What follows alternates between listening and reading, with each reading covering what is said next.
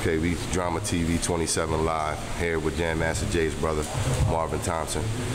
He came out to support the hip-hop nonviolent movement here in Harrisburg, PA, by way of New York. How you doing today, brother? I'm good, man. I'm blessed, man. How you? All right, all right. Now, we had some good speaking out there. I heard you voice your opinion on a lot of things as far as the politics in our community. Even though you're not from this community, you felt the need, and you felt the need to give us the input that we need as far as coming together and uniting our people and getting ourselves out of this situation.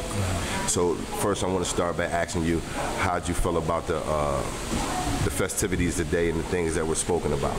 I think it was a very successful event. You know, I'm glad I was able to come up here for it.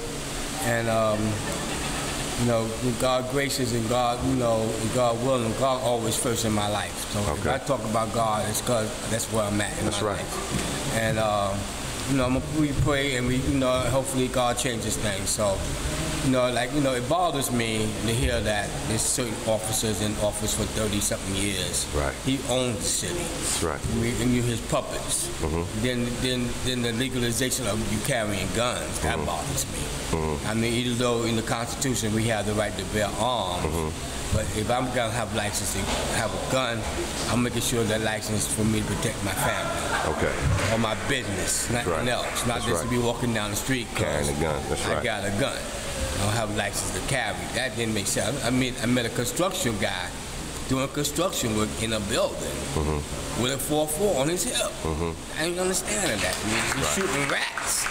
I ain't understanding that, you know what I'm saying? But it is what it is. And you know, hopefully next year or whatever, the young man will wake up and put the gun down and leave his license at home and protect his family.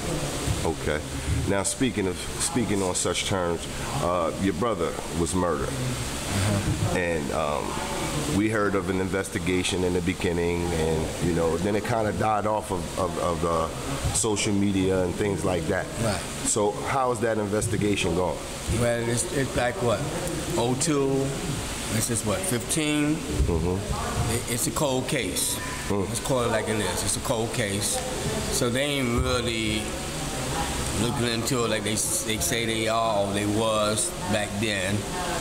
But you know, the same people that was sat in that studio back then, witnesses, I should say, ain't never stepped forward. Wow. And these are his homies, the people that he grew up with, his friends. You know, maybe a few, like the young man that got shot in the leg. And I heard his mom moved to a whole different state. You know what I'm saying? And his best friend, Randy Allen, you know, I had to drop the name, but you know, hey, it is what it is. That's right. When he walked out, I did an interview with him on MTV, and I ain't seen him since I did the interview. I ain't seen him 5 years prior to the interview. Right. So I did an interview back in 08 with him. I ain't seen him since 15, so I haven't seen or heard from him since then. Right. So my whole thing, as far as I'm concerned, everybody that was in that studio is involved in my brother's mysterious demise. Right. So what do you think is keeping the people quiet? Well, I mean, you witness somebody getting shot in the back of their head. I mean, the young man, the person that shot him, he knew him. Right. Because he hugged him. And he shot him in the back of the head while he was hugging him. So that alone might have put fear in your heart. You don't think it's no outside forces that's just like like you said, his best friend just they packed up and moved. Like that's strange to me. You know, especially if I love you as my brother.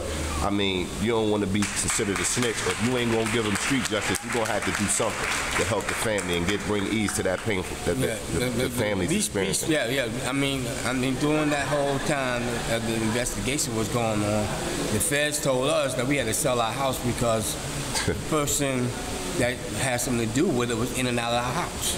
Wow. So I packed, my mom was already living in North Carolina. I packed my sister up, moved her to North Carolina. Right. And we sold the house. Wow. You know what I'm saying? So therefore, I'm in Queens when I'm doing my school events for the foundation and whatever. But when that event is over, I'm out. Okay. So, you know, I mean, my people who I have that's close to me. This in was Queens, Hollis, right? In Hollis, yeah. Okay. I still on the phone with them. And I go to Queens, I let them know I'm coming. So when I'm there, I'm at their house. That's right. I ain't moving around. I ain't doing this. I ain't doing that. I ain't hanging out like I normally hang out. That's right. Got to be smart. We don't know. Who's to this who. day, as far as I'm concerned, it's still there. Right. You know, So what other organizations have you began since then, since that time, and what's keeping you motivated? What's keeping your drive? well, JMJ Foundation for Youth. Okay, the website is jmj.info. You know, we hit me up on that. You know, I have a Facebook page, but there's so many Marvin Thompsons. Right. That, you know, you can find me. I have Omega T-shirt on. Okay. You know, Omega Psi Phi Q Dog. So you know, look me up on Facebook on that, underneath that. But this the youth. You know, my whole thing is I'm from kindergarten to 12th grade. Is my foundation covers all of the youth. Okay. So I'm doing the back to school events. I'm doing the toy drives. You know, and I'm trying to get the money. If I get the funding and everything come to fruition, I can do college scholarship, freshman high school graduate, freshman college students. That's my main goal.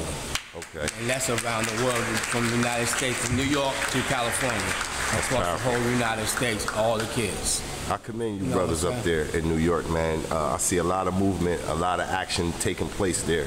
Now, as far as you raising money and trying to help out the other kids now, I just want to ask you, if you don't mind, some of the people that were Jam Master J's, you know, so-called friends or whatnot in that industry, how have they been supportive? Have they given any money? Have they done anything to help your cause? And they know for what it stands for.